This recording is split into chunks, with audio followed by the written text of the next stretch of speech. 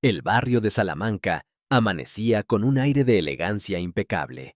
Sus edificios señoriales, de balcones de hierro forjado y portales de mármol, eran el escenario habitual de políticos, empresarios y aristócratas modernos que se movían entre coches de lujo, tiendas exclusivas y cafeterías donde un simple café costaba lo mismo que una comida en cualquier barrio obrero de Madrid.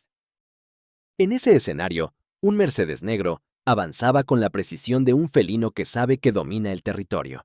Al volante, un chofer uniformado. En el asiento trasero, un hombre que parecía más una estatua que un ser humano. Carlos Mendoza, 42 años.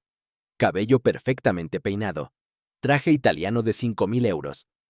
Reloj suizo de colección. Un hombre cuya presencia imponía silencio en las juntas y cuya sola mirada hacía temblar a los directivos más experimentados. Carlos había construido un imperio, Industrias Mendoza, una multinacional que se expandía como un pulpo por el sector inmobiliario, la energía y las telecomunicaciones. Para algunos, un visionario, para otros, un depredador, para él, simplemente, un ganador.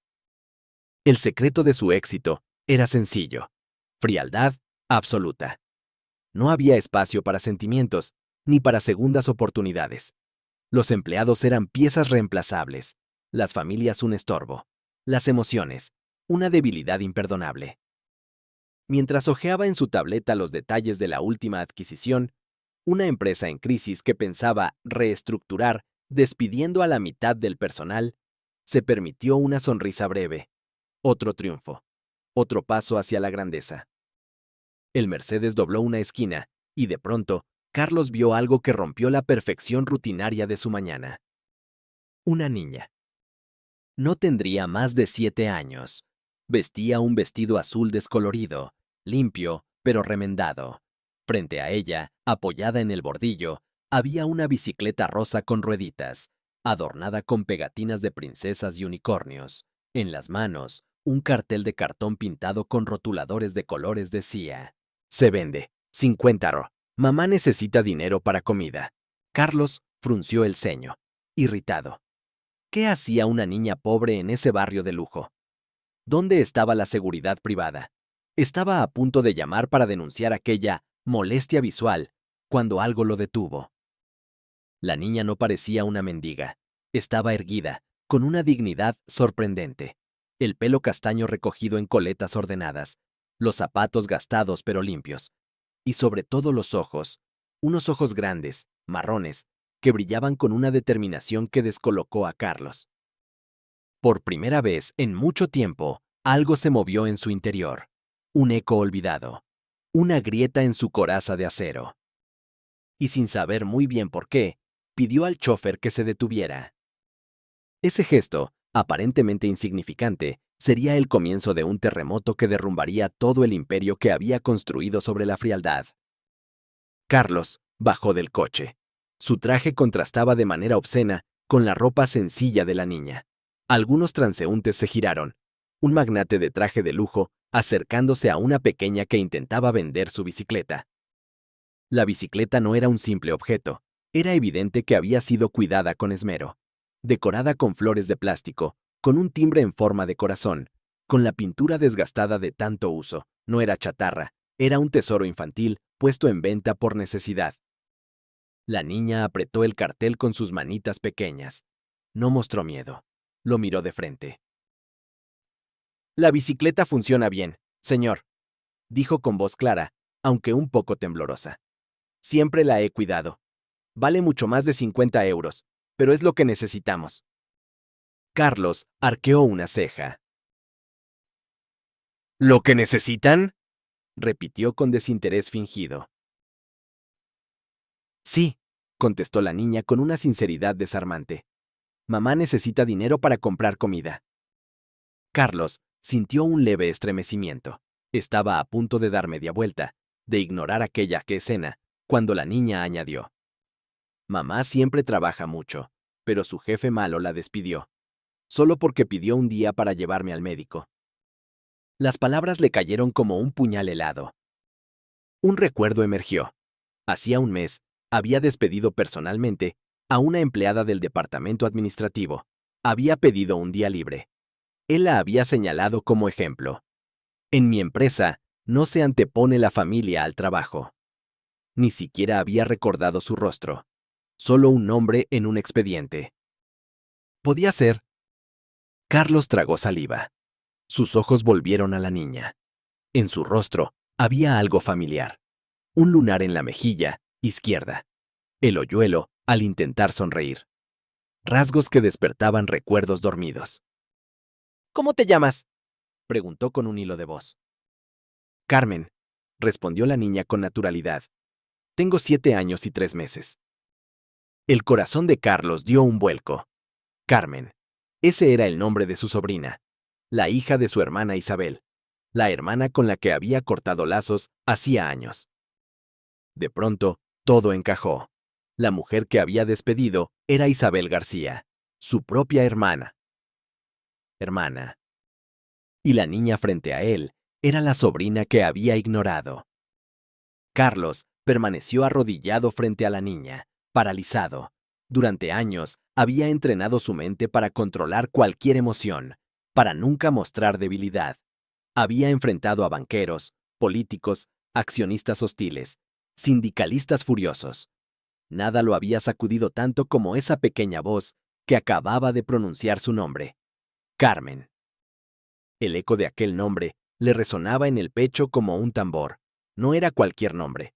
Era el mismo que su hermana Isabel había escogido hacía 7 años cuando nació su hija. Recordaba vagamente haber recibido la noticia por teléfono, en mitad de una reunión importante. Había felicitado a Isabel con frialdad, casi como un trámite, prometiendo pasar a conocer a la bebé cuando tuviera tiempo. Ese tiempo nunca llegó. La niña lo miraba con una mezcla de inocencia y curiosidad. No parecía reconocerlo aún. Y, sin embargo, cada gesto suyo le resultaba familiar. El lunar en la mejilla, la manera en que fruncía los labios cuando pensaba, eran rasgos de familia, imposibles de negar. ¿Dónde vives, Carmen?, preguntó con voz extrañamente temblorosa. En Vallecas, respondió ella, sin titubear. Antes vivíamos en Carabanchel, en un piso más grande, pero mamá dice que ahora debemos conformarnos con lo que tenemos. El piso de ahora es pequeño y huele un poco a humedad, pero mamá dice que al menos tenemos techo. Cada palabra era un golpe seco contra las murallas de orgullo que Carlos había construido. Vallecas, humedad, conformarse. Palabras que nunca habrían formado parte de su diccionario personal. ¿Y tu mamá, cómo se llama?, insistió, conteniendo la respiración. Isabel, dijo la niña con una sonrisa breve, como si el nombre de su madre le devolviera confianza. Isabel García. Carlos sintió que el suelo desaparecía bajo sus pies. Todo encajaba con una crueldad insoportable. Sí, él había firmado el despido de una tal Isabel García hacía apenas unas semanas. Lo recordaba con claridad porque se había enorgullecido de aquella decisión, considerándola un ejemplo de disciplina corporativa. Isabel García no era otra que su propia hermana. Retrocedió un paso, con el corazón latiendo como no lo hacía desde su juventud. Los recuerdos llegaron en oleadas. Isabel con apenas 12 años, defendiéndolo de los insultos de los matones del colegio. Isabel, llorando la noche en que murió su padre, mientras Carlos, demasiado orgulloso, se juraba que jamás volvería a mostrar lágrimas. Isabel, sonriente, presentándole a la recién nacida Carmen a través de una foto que le envió por correo electrónico, esperando una llamada que nunca respondió. Y ahora, esa misma niña estaba allí vendiendo su bicicleta por 50 miserables euros para poder comer. Carlos se agachó de nuevo, poniéndose a su altura. Sus ojos, que durante años habían visto balances y contratos sin pestañear, ahora se llenaban de lágrimas. Carmen, murmuró, pero no pudo continuar. La niña lo observó con más atención. Ladeó la cabeza, como quien trata de resolver un rompecabezas. De pronto, sus ojos se abrieron de par en par. ¿Tío Carlos?, susurró, incrédula. La palabra lo atravesó como un cuchillo. ¡Tío! Una palabra que había intentado olvidar, que había enterrado bajo capas de negocios y cifras. Una palabra que traía consigo todo lo que había perdido. El mundo del poderoso empresario se derrumbó en ese instante. Ya no era el CEO temido. Ya no era el hombre de hierro. Era simplemente un hermano que había fallado. Y un tío que había desaparecido de la vida de su sobrina. Carlos quiso hablar, justificar, explicar, pero no encontró palabras. El silencio se volvió denso. Los transeúntes empezaban a detenerse, curiosos por la escena. Un magnate de rodillas frente a una niña pobre. Y entonces Carmen, con esa lógica sencilla y cruel de los niños, levantó el cartel de nuevo y preguntó: ¿Quieres comprar la bicicleta, tío? Para ti 50 euros no son nada. Carlos sintió que el aire lo abandonaba. Su sobrina no pedía caridad, no exigía explicaciones. Solo le ofrecía un trato justo, con la dignidad heredada de su madre. Fue demasiado. Sintió que todo lo que había construido carecía de sentido. Se llevó una mano al rostro y, para su sorpresa, encontró lágrimas. Lloraba. Por primera vez en décadas, lloraba. Mientras Carlos trataba de recuperar el control, Carmen bajó la vista, confusa. No entendía del todo por qué su tío, ese hombre importante del que su madre hablaba con distancia, estaba allí frente a ella, con lágrimas en los ojos. De pronto, una figura apareció al final de la calle. Una mujer caminaba apresurada, con el gesto preocupado. Vestía un traje sencillo, gastado, probablemente el único que conservaba en condiciones para entrevistas. Su cabello castaño, antes cuidado, estaba recogido en una coleta simple. El cansancio se reflejaba en sus mejillas hundidas y en sus ojeras. Era Isabel. Al ver a su hija de la mano de Carlos, se detuvo en seco. Su rostro perdió el color. La respiración se le entrecortó. Durante un instante, pareció que iba a huir. Pero el instinto maternal fue más fuerte. Corrió hacia Carmen, poniéndose delante de ella como un escudo. Sus ojos, idénticos a los de Carlos, lo taladraron con una mezcla de miedo, rabia y dolor. ¿Qué haces aquí?, escupió, con una voz quebrada pero firme. Carlos intentó hablar, pero su garganta se cerró. Isabel, yo... Ella levantó la mano en un gesto cortante. No me llames así. Para ti soy solo la empleada que llegó tarde un día. La mujer que despediste sin miramientos. Carlos bajó la mirada. Nunca se había sentido tan pequeño. No lo sabía. No sabía que eras tú, murmuró, buscando desesperadamente sus ojos. Isabel rió con amargura. Claro que no lo sabías, porque no te importaba saber. Para ti solo era un nombre en un expediente. No me reconociste ni siquiera cuando firmaste la carta que me condenó a arrastrar a mi hija a esta miseria. Carmen miraba en silencio, sin entender del todo la intensidad de aquella confrontación. Apretaba con fuerza la mano de su madre. Carlos dio un paso al frente, con lágrimas que ya no intentaba ocultar. Lo siento, Isa, dijo, usando el diminutivo que solo empleaba en la infancia. El gesto sorprendió a Isabel, que parpadeó, luchando contra las lágrimas que amenazaban con brotar. No me llames así, repitió, pero su voz ya no era tan firme. El silencio se hizo insoportable. Un pequeño grupo de vecinos observaba a distancia. Un hombre rico, impecablemente vestido, arrodillado en la acera frente a una mujer exhausta y una niña con una bicicleta usada. Era una escena demasiado humana, demasiado real, para aquel barrio. Carmen fue la primera en romper el silencio. Mamá, el tío Carlos quiere comprar mi bicicleta. Isabel se volvió hacia su hija, incrédula. Luego miró a su hermano. ¿Ahora sí quieres comprar lo que un día despreciaste?, preguntó, con la voz cargada de veneno. Carlos negó con la cabeza. No quiero comprar nada, Isa. Quiero devolver lo que te quité. Quiero empezar de nuevo. Las palabras quedaron suspendidas en el aire, frágiles, casi absurdas viniendo de él. Pero eran sinceras. Por primera vez en años, Carlos hablaba con el corazón y no con la calculadora mental que había sustituido a su alma. Isabel cerró los ojos, tratando de contener las lágrimas. Durante años había aprendido a endurecerse, a sobrevivir sin esperar nada de su hermano. Pero ahora, al verlo de rodillas, quebrado, con los ojos rojos, no podía negar que reconocía al chico que un día la defendía en el colegio, el hermano que se había perdido bajo capas de ambición. No respondió, simplemente abrazó a Carmen, escondiendo el rostro en su pelo. Carlos dio un paso más y, por primera vez en décadas, también se arrodilló junto a ellas. Perdóname, dijo, sin grandilocuencia, solo con el peso aplastante de la verdad. Los tres permanecieron así, en silencio, mientras los curiosos empezaban a tomar fotos disimuladamente.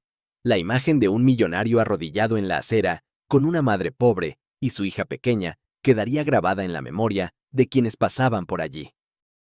Y en ese momento, Carlos Mendoza comprendió que todo lo que había perseguido en la vida, el poder, el dinero, el reconocimiento, no valía nada frente a lo que acababa de recuperar: una familia. El murmullo de los curiosos empezó a crecer como un oleaje incómodo. Carlos, con las rodillas contra la acera, respiró hondo. No era la humillación lo que le pesaba, era la claridad. Había vivido dentro de un espejo de mármol pulido que devolvía su propia imagen engrandecida, y ahora ese espejo tenía una grieta vertical que lo partía en dos. De un lado, el CEO; del otro, el hermano que había dejado de serlo. «Le vas a hacer daño al traje», susurró Carmen, con una mezcla de candor y sabiduría que solo tienen los niños. Carlos esbozó una sonrisa triste. «El traje está donde debe estar», respondió. «Aquí abajo, pidiendo perdón». Alzó la vista, buscando los ojos de Isabel. Ella, con el gesto endurecido por los últimos meses, parecía tener el corazón sujeto con un alfiler. No iba a regalarle la absolución por compasión, y quizá, pensó Carlos, eso era lo más justo. «Vámonos», dijo Isabel por fin, dirigiéndose a Carmen. «No tienes que vender nada hoy». Carmen dio un paso, pero se detuvo. «Mamá, el tío», miró a Carlos. «Dice que no quiere comprar nada. Dice que quiere devolver». Isabel cerró los ojos un instante, como si una palabra pudiera ser demasiado luminosa para mirarla de frente. Carlos se incorporó lentamente y tomó el teléfono. Su voz salió quebrada, no por debilidad, sino por el peso de la decisión. «Cancela mi agenda. Todo», ordenó al asistente. «Y llama a Recursos Humanos. Quiero el expediente completo de Isabel García. Quiero su readmisión. Ya». Al cortar, le temblaron ligeramente las manos. «No es un favor», dijo, adelantándose al reproche. «Es restitución, una promesa que debí cumplir como hermano y como jefe, y que he roto demasiadas veces». Isabel no contestó. No era un sí, no era un no. Era ese silencio donde las heridas todavía sangran, pero el cuerpo empieza a recordar que sabe cicatrizar. «Venid conmigo», propuso Carlos. «Solo a comer». «Carmen», miró a la niña. «¿Has probado la paella de la Plaza Mayor?» Carmen abrió los ojos con esa ilusión que franquea cualquier aduana. «Dicen que allí cocinan como para gigantes», dijo en voz baja. «Hoy cocinan para ti», respondió Carlos. Isabel dudó. Miró el cartel, miró la bicicleta, miró a su hija. «Está bien», accedió, sin dulcificar el tono. «Por ella». Los tres caminaron hasta el coche. Los curiosos se apartaban como si la dignidad fuera una procesión con derecho de paso. El chófer, que rara vez veía al jefe perder la compostura, bajó la mirada y abrió la puerta de atrás con un respeto nuevo. La Plaza Mayor olía a arroz, a caldo, a humo de brasas perezosas. Sentados en una mesa cercana al ventanal, Carmen clavó la vista en los platos como si fuesen una promesa que por fin llegaba a tiempo. Cuando le sirvieron, comió con esa mezcla de hambre y educación aprendida. Bocados pequeños, pero sin pausas. Carlos la miraba y sentía que cada grano de arroz era un reproche, un recordatorio de todo lo que había ignorado. Ver a Carmen comer como no lo hacía en semanas fue para él más doloroso que cualquier fracaso empresarial. Mientras Carmen, con la barriga templada, se acercaba al pequeño parque del restaurante, los hermanos se quedaron frente a frente, sin ruido de cubiertos, sin la música de fondo que suele excusar el silencio. «No supe que trabajabas conmigo», empezó Carlos. «No quisiste saberlo», corrigió Isabel. «Me presenté con mi apellido de soltera y...» Sonrió con melancolía. «Pensé que quizá lo notarías, que te haría ilusión, que vendrías a decir algo, cualquier cosa. En cambio, vino la carta». Carlos apretó los dientes. La palabra carta abría en su pecho una hendidura que no cicatrizaba con nada. «Vuelvo a decirlo, no es excusa», admitió. «Llevo años dejando que la prisa decida por mí. Y la prisa nunca piensa en nadie». Isabel se inclinó un poco hacia adelante. «¿Qué quieres, Carlos?» Podía pedir un perdón en cuotas, un olvido a plazos, podía prometer fines de semana, regalos, fotos en Navidad, pero había aprendido algo esa mañana. Cualquier promesa que no estuviera anclada a una renuncia sería solo una frase bonita. «Quiero cambiar», dijo. «Quiero que Carmen nunca vuelvas a levantar un cartel para vender lo que ama por comida. Quiero que en mi empresa nadie tenga que elegir entre llevar a un hijo al médico y conservar su trabajo. Quiero...» Tragó saliva. «Quiero volver a ser tu hermano». El mozo pasó a su lado y dejó, sin querer, una sombra de cortesía. Isabel miró a su alrededor. Le hubiera gustado creer. También le hubiera gustado ignorar. El camino del medio es el más difícil. «A mí no me basta con que me readmitas», dijo. «No soy un expediente que se deshace y se rehace. Soy una persona que tuvo que empeñar el abrigo de invierno, vender la tele, medir el pan de cada día». «Lo sé», asintió Carlos. «Y quiero reparar lo que se pueda. Pero la reparación no es dinero, es estructura. Ayúdame a construirla». El silencio ya no era un cuchillo, era una sala de espera. Isabel inspiró hondo. En su mirada había un borde de incredulidad. Sí, pero también una luz delgada. «Te tomo la palabra», dijo, «por Carmen». Él sonrió con pudor.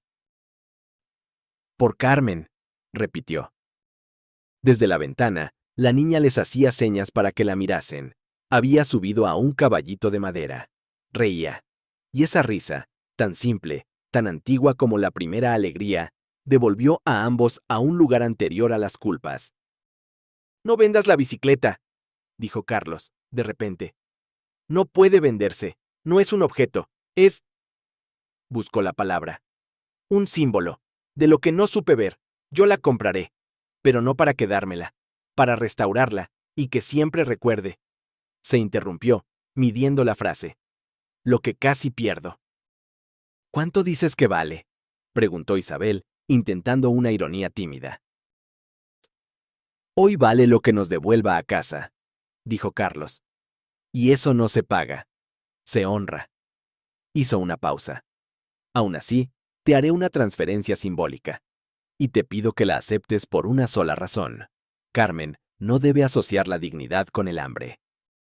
Isabel lo miró con un gesto que mezclaba cansancio, dignidad y, por primera vez, una sombra de alivio. «Acepto», dijo. La Plaza Mayor parecía suspender la tarde para que esa palabra no se perdiera. Esa misma tarde, Carlos los llevó a ver un piso. No era un gesto de caridad. Fue cuidadoso en repetirlo. Era restitución, una palabra que no adorna, sino que asume deuda. El edificio, en el centro de Madrid, tenía una luz que entraba en diagonal y encendía partículas de polvo como si fuesen nieve microscópica. «Es demasiado», dijo Isabel, conteniendo el impulso de tocar las paredes. «No puedo aceptarlo, no así». «No vas a firmar un contrato de silencio», respondió él. Vas a firmar un contrato de respeto y vas a elegir tú la duración y las condiciones. Carmen entró corriendo y se asomó al balcón con el descaro de quien estrena una ventana al mundo. ¡Mamá! ¡Desde aquí se ven los tejados! ¡Parece que bailan!, gritó, y su risa, traviesa y limpia, rebotó entre los muros como si en ese eco la casa reconociera a sus habitantes. Isabel pasó la mano por el marco de una puerta. Cayó un polvo fino, como si una habitación bostezara tras mucho tiempo cerrada. ¿De verdad?, susurró, no por codicia, sino para confirmar que la realidad tiene, a veces, un perdón propio. «De verdad», aseguró Carlos. No hubo abrazos, no aún, pero hubo un descanso en los hombros, una manera distinta de cargar el cuerpo sobre las piernas. La dignidad no pide permiso, entra sin ruido. Esa noche, Carmen pidió pizza de jamón y maíz, el sueño más mundano de un banquete. Se cenó en el suelo, con cajas como platos y botellas de agua que parecían trofeos. ¿Y la bicicleta?, preguntó Carmen entre bocado y bocado. Vendrá mañana, dijo Carlos. La compraré por 5.000 euros para que nadie vuelva a dar regatear con tu amor. La restauraremos y la pondremos en un sitio de honor, en mi despacho, para que todos recuerden que ninguna empresa vale más que la familia. ¿5.000? A Isabel se le escapó la exclamación. Colección privada, bromeó él, apenas. No te preocupes, el valor real es otro. Carmen aplaudió, con las manos aceitosas y la felicidad centrada. Quiero que la vean todos, dijo, y que sepan que no se vende el corazón. A Isabel se le humedecieron los ojos. Hubo un gesto de contención, de tragar saliva, de poner el dolor en una repisa alta. Te advertiré una cosa, Carlos, dijo, seria. Si haces todo esto por parecer bueno, se notará. La gente no es tonta. Si lo haces porque has entendido, lo sabrán. Y si lo haces por ella, miró a Carmen, no tendrás que explicarlo. Lo haré por las 3 cosas, admitió. En ese orden: entender, reparar, proteger. Entonces empieza por lo que puedes cambiar mañana, retó Isabel. Mañana habrá un fondo de asistencia para empleados. Empezaremos una guardería para quien no tenga con quién dejar a sus hijos. Y permisos retribuidos para emergencias familiares. Ninguna madre debería tener que esconder su llanto porque un supervisor necesita cifras. Isabel asintió, contenida. No quería aplaudir promesas, quería verlas andando por los pasillos. Y yo, añadió, volveré si puedo ayudar a construirlo. Pero no como la hermana del jefe. Quiero un departamento con autonomía, presupuesto, responsabilidad. Si no, será maquillaje. No será maquillaje, dijo Carlos. Serás directora del nuevo departamento de bienestar. Y me reportarás a mí, pero rendirás cuentas a todos. Eso sí suena a contrato, concedió Isabel. Lo redactaremos juntos. Carmen, que escuchaba con la solemnidad de quien capta la arquitectura del futuro, levantó la mano como en clase. ¿Mañana también podemos ir al retiro en bici? Carlos la miró como si hubiese ofrecido un indulto al mundo. Mañana mismo compro otra bicicleta para mí y pedaleamos hasta que el sol se canse. Carmen sonrió de lado, con ese hoyuelo que parecía un paréntesis de los dioses. Trato hecho, tío. El puente, sin ceremonias, quedó tendido. La noticia se propagó por Industrias Mendoza como una corriente de aire inesperada. Algunos directivos la olieron con desconfianza. Modas de responsabilidad social. Adaptarse a los tiempos. Relato. Pero las nuevas políticas no eran un comunicado enmarcado. Eran hechos. Se creó un fondo de asistencia con procesos sencillos. Una guardería en el edificio anexo, con horarios que respiraban con las realidades de las familias. Y un protocolo de permisos pagados por emergencias familiares que evitaba el peregrinaje humillante de quien pide permiso para cuidar a un hijo. Isabel Llegó un lunes con un cuaderno nuevo, un gesto ceremonial de comienzos y una carpeta llena de esquemas. En la puerta de su nuevo despacho colgaba un rótulo sobrio. Dirección de Bienestar y Personas. No decía recursos. Las palabras importan. Lo primero, dijo en su reunión inaugural, escuchar. No diseñaremos nada sin escuchar. Llegaron operarias de limpieza, técnicos, administrativas, jefes de sección. Llegaron madres, padres, abuelos que cuidaban nietos, hijos que cuidaban padres enfermos. Llegaron historias que habían sido números en hojas de cálculo. Algunas fueron duras como una pared mojada, otras luminosas. No soy de llorar, dijo un encargado, mirando al suelo. Pero me dolió que mi gente pasara miedo por pedir cuidarse. Isabel tomaba nota sin levantar la vista, devolviendo a cada frase la dignidad de un lugar exacto. En paralelo, en el despacho del CEO, la bicicleta rosa reposaba restaurada, sin perder las cicatrices que narran la vida. No era una pieza kitsch, era un tótem. Cuando alguien preguntaba por qué estaba allí, Carlos contaba la historia sin maquillaje. Una sobrina con un cartel en la acera me devolvió la vista. No hacía falta PowerPoint. Hubo reacciones. Un consejero con perfil de mármol afilado cuestionó los costos. El margen se estrecha, Carlos. ¿Desde cuándo somos ONG? Carlos no alzó la voz. Señaló la bicicleta. Desde que medimos el margen con el costo humano, esta bicicleta me recuerda que una empresa que destruye familias para aumentar márgenes es un fracaso moral. Si ese es el juego, prefiero perder dinero antes que perder el alma. El mercado no perdona sentimentalismos, replicó el consejero con sonrisa de catálogo. No es sentimentalismo, dijo Carlos. Es estrategia con brújula. La gente trabaja mejor cuando se siente valorada, no aterrorizada. Y eso, curiosamente, sube la productividad. No todos aplaudieron. Algunos accionistas se fueron. Otros, intrigados por esa convicción que no necesita micrófonos, se quedaron. Mientras tanto, en la guardería, Carmen, permitida como visitante estrella, enseñaba a una niña pequeña a tocar el timbre de una mini bicicleta de juguete. No se vende el corazón, ¿vale? Le dijo, muy seria. La niña asintió sin comprender, pero se rió.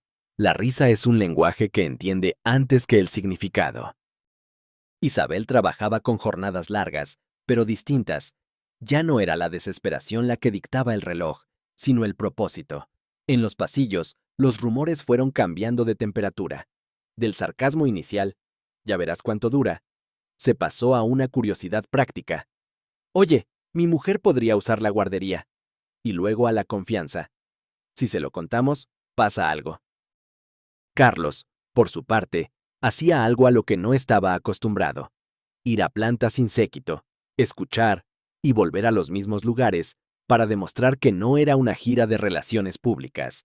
Aprendió nombres, escuchó anécdotas, hizo silencios cuando correspondía. Se equivocó, pidió disculpas.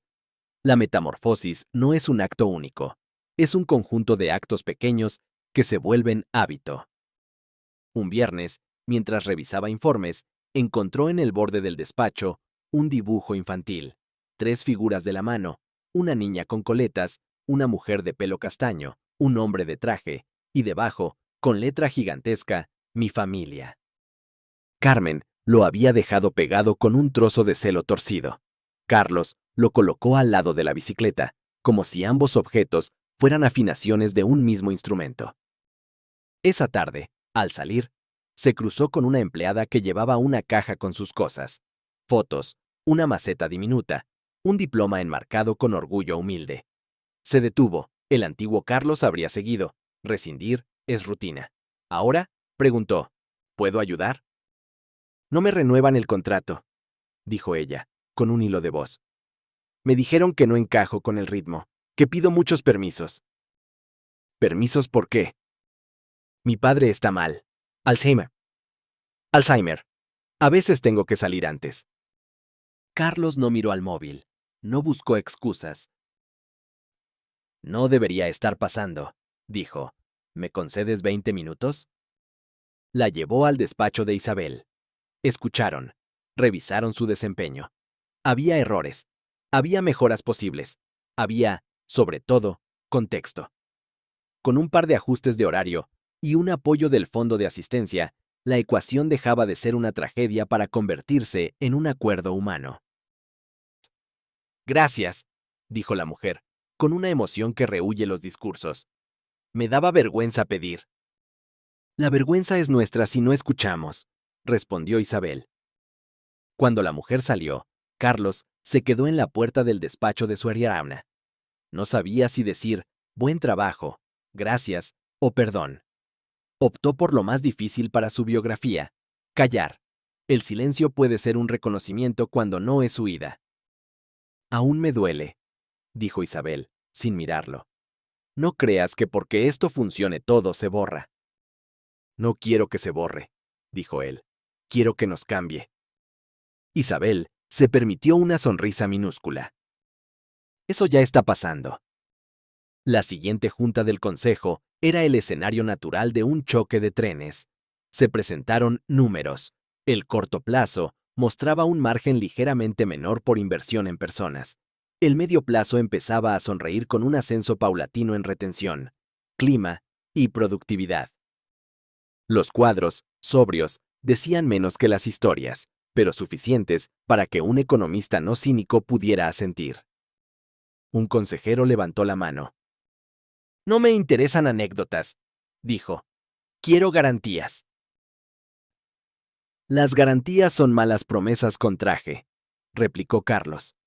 Yo ofrezco dirección. Esta compañía no sacrificará vidas para mejorar un Excel. Si prefieren otro rumbo, están a tiempo de votar. Alguien carraspeó. Hubo una salida discreta de 2 sillones. Algunos accionistas se fueron. El hueco que dejaron no fue un desastre. Fue espacio para sentarse de otra manera. Señores, concluyó Carlos, esto no va de blandura, va de liderazgo. La bicicleta de mi despacho no es decoración, es una brújula. Y ya saben lo que pasa con las brújulas. No discuten con la montaña, te dicen dónde está el norte. El secretario del consejo anotó la frase, quizá para su colección privada de citas o para contarla en casa. Daba igual, las decisiones se toman a solas, pero los rumores ayudan. Al salir, Carlos recibió un mensaje. Era una foto de Carmen, casco puesto, sonrisa de diente torcido, la bici rosa al lado. Hoy entrené sin rueditas, decía debajo. La bicicleta rosa, que no se vendió, había sido restaurada y ahora ocupaba un lugar de honor en su despacho. Pero la original seguía rodando en la vida de la niña. 2 bicicletas, 2 relatos, el símbolo y el juego. Hoy entrené sin rueditas, repitió para sí. Lo apuntó en una nota mental. Retirar rueditas es la metáfora perfecta para las transiciones difíciles. El perdón no llegó como fuego artificial, sino como una serie de gestos pequeños que, puestos en fila, dibujaban algo parecido a una mano tendida. Isabel había perdonado en parte. No era un cheque en blanco, era una cuenta corriente que se nutre de acciones.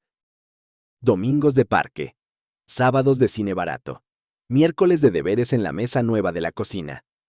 Carlos llegaba a veces tarde, pero llegaba. A veces se iba antes, pero volvía. La constancia es el idioma del arrepentimiento. Una tarde de lluvia, Carmen pidió contar la historia del cartel antes de dormir. Carlos tragó saliva. ¿Cómo se cuenta la propia vergüenza a una niña que te mira como si la luz llevara tu nombre? Yo era un hombre que había olvidado mirar a los ojos. Empezó. Hasta que una niña valiente puso en venta su tesoro para salvar a su mamá. Y esa niña me recordó que las cosas importantes no se venden, se cuidan. ¿Y ahora eres bueno?, preguntó Carmen, con la brutalidad limpia de su edad. Ahora intento serlo cada día, respondió. A veces me sale, otras necesito ayuda. Yo te ayudo, dijo Carmen, con solemnidad de pacto. Y yo, añadió Isabel desde la puerta. pero sin hacerte descuentos. No los quiero, dijo Carlos. Quiero que me midáis. Los vecinos del antiguo barrio se enteraron de la mudanza. Vallecas tenía memoria. No olvidaba a quién se iba, ni condenaba para siempre. Una tarde, Isabel volvió con Carmen a la vieja casa para recoger unos papeles. El portal olía a humedad y conversación. Una vecina las abrazó sin protocolo. Se os echaba de menos, dijo. ¿Estáis bien? Estamos volviendo, respondió Isabel, que había encontrado un verbo exacto. Volver es más difícil que llegar, sentenció la vecina y las dejó pasar. Esa noche, Carmen comparó dos dibujos. El de antes, de una casa pequeña con una nube triste, y el de ahora, con tres figuras tomadas de la mano. Debajo, con caligrafía todavía incierta, escribió Mi familia. El mismo título en dos mundos distintos. Antes era una aspiración, ahora un relato en marcha. Un jueves, Carlos se presentó con 2 entradas para ballet. A Carmen se le iluminó la cara. La escuela le había propuesto una beca parcial para clases de ballet, un sueño que venía de muy atrás. ¿Bailarinas sin rueditas?, bromeó él. Bailarinas con alas, corrigió Carmen.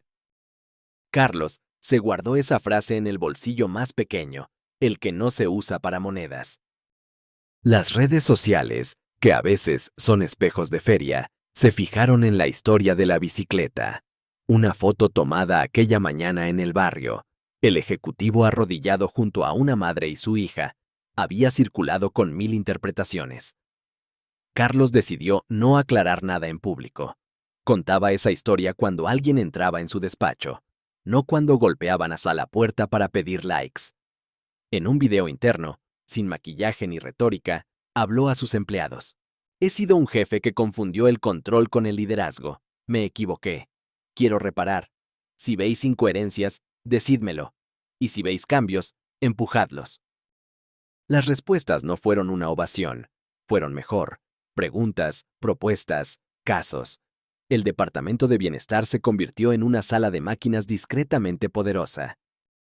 Isabel llevaba un cuaderno con una frase en la tapa: que el dolor no nos haga funcionales al dolor. A veces lo abría en mitad de un comité y leía en voz alta un párrafo que recién había escrito. No queremos héroes que se quemen. Queremos gente que llegue a casa con su vida entera. Carlos asentía, sin necesitar la última palabra. La ciudad había cambiado de estación, y con ella, los hábitos de la empresa. Los informes hablaban de mejoras en métricas que rara vez ocupaban titulares.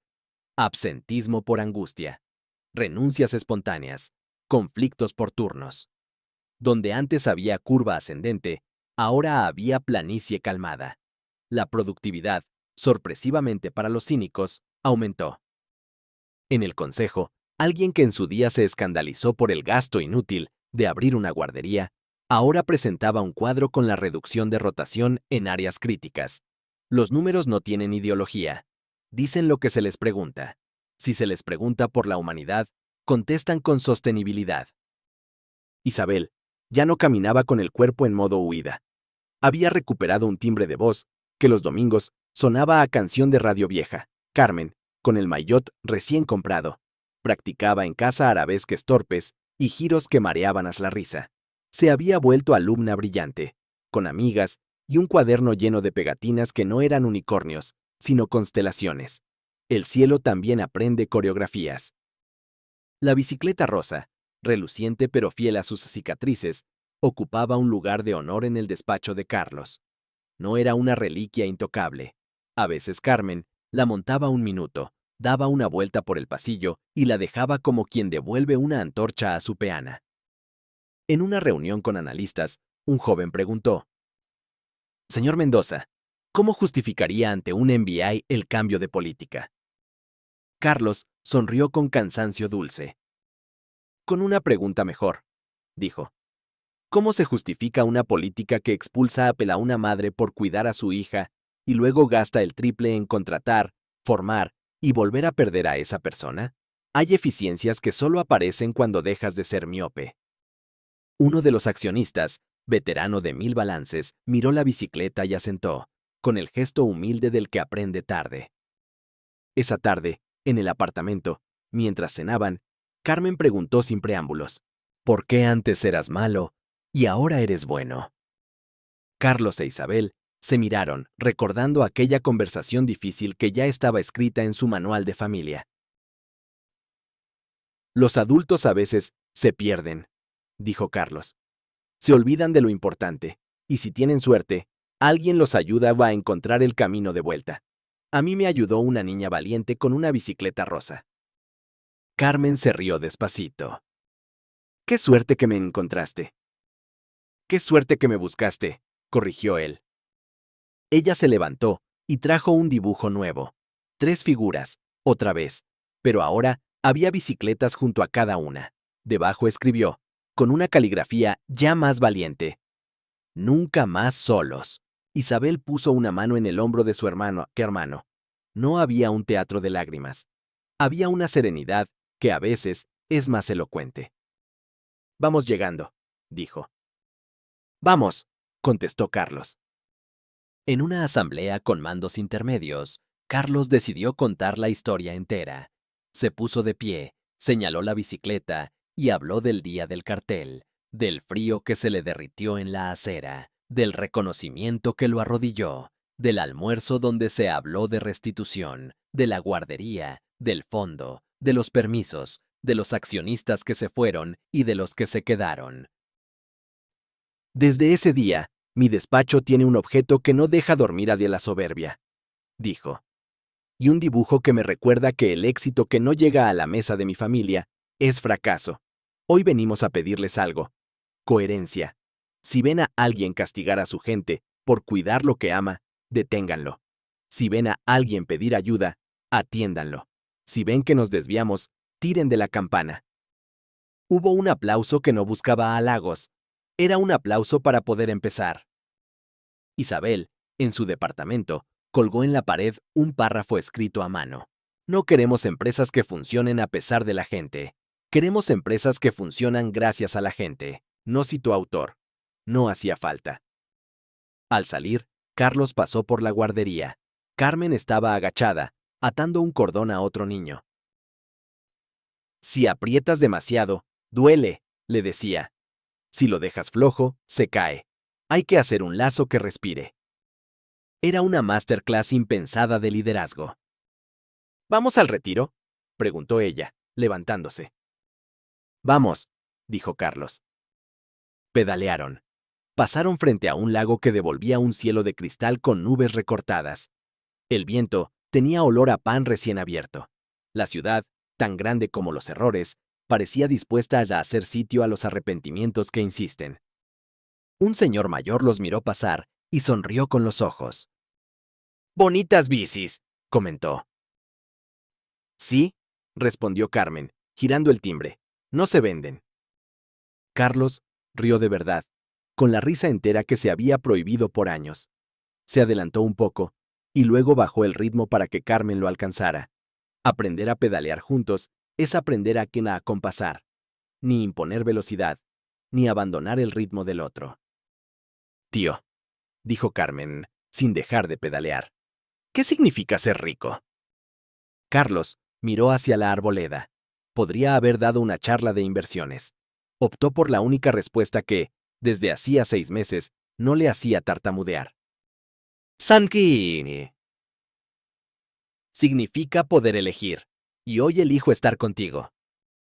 Carmen asintió, satisfecha con la exactitud. Entonces eres muy rico. Entonces lo somos, corrigió él. Al girar la curva, el sol de la tarde les puso una capa dorada. La bicicleta rosa brilló apenas, como si el metal recordara una frase antigua.